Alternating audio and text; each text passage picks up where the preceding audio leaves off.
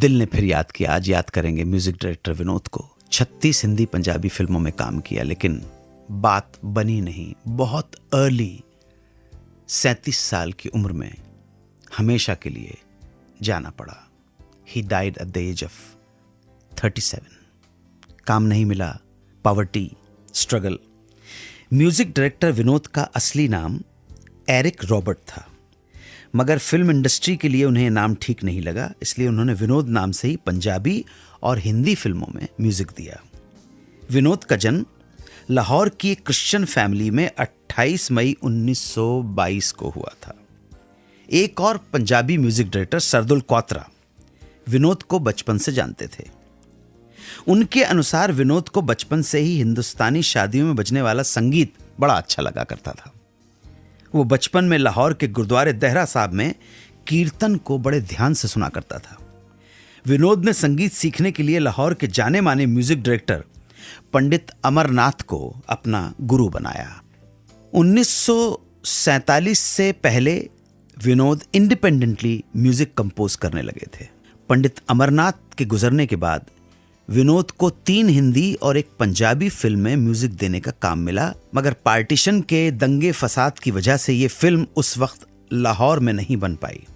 बाद में माहौल थोड़ा शांत हो जाने पर इनमें से एक फिल्म भारत में बनी, जिसमें विनोद के म्यूजिक डायरेक्शन में पुष्पा हंस और शमशाद बेगम जैसी सिंगर्स ने अपनी आवाज़ दी। इस फिल्म में विनोद ने लता मंगेशकर से भी 3 गाने गवाए थे। पार्टीशन के बाद लाहौर के ज़्यादातर म्यूज़िक डायरेक्टर खुर्शीद अनवर, हंसराज बहल, गुलाम हैदर, श्याम सुंदर और हुस्न लाल भगत राम शिफ्ट हो गए बॉम्बे, मगर पंडित अमरनाथ लाहौर में ही बसे रहे। सन 1945 में जब पंडित अमरनाथ की मृत्यु हुई तो उनकी कुछ फिल्में जैसे खामोश निगाहें, पराए बस में और कामनी के संगीत की जिम्मेदारी विनोद के कंधे पर आ गई।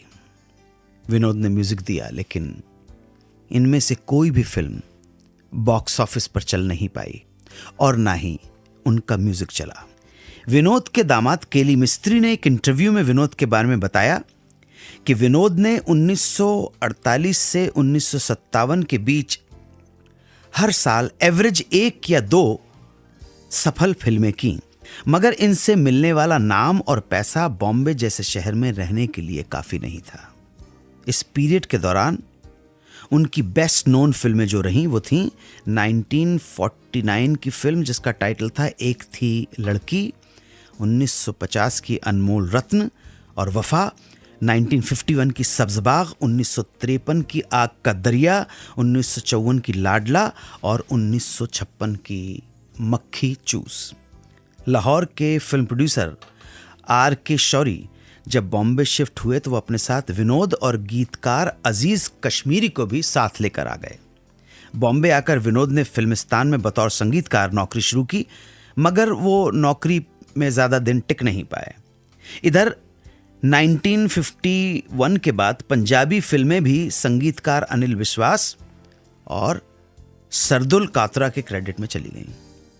लंबे समय तक ठीक से काम ना मिल पाने का ही असर था कि विनोद की तबीयत खराब रहने लगी, और यही वजह रही कि हिंदी में 30 और पंजाबी में 6 फिल्में करने के बाद 25 दिसंबर 1959 को 37 बरस की कम उम्र में मुफलिसी और गरीबी में असमय विनोद की मृत्यु हो गई।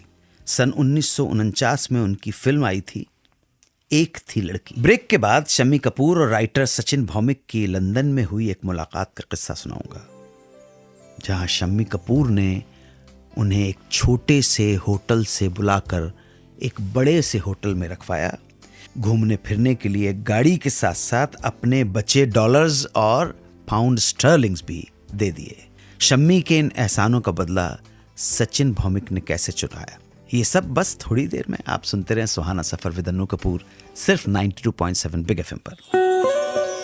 सुनते रहिए रेडियो का number 1 show Suhana Safar with Anu Kapoor, सिर्फ 92.7 बिग एफएम पर।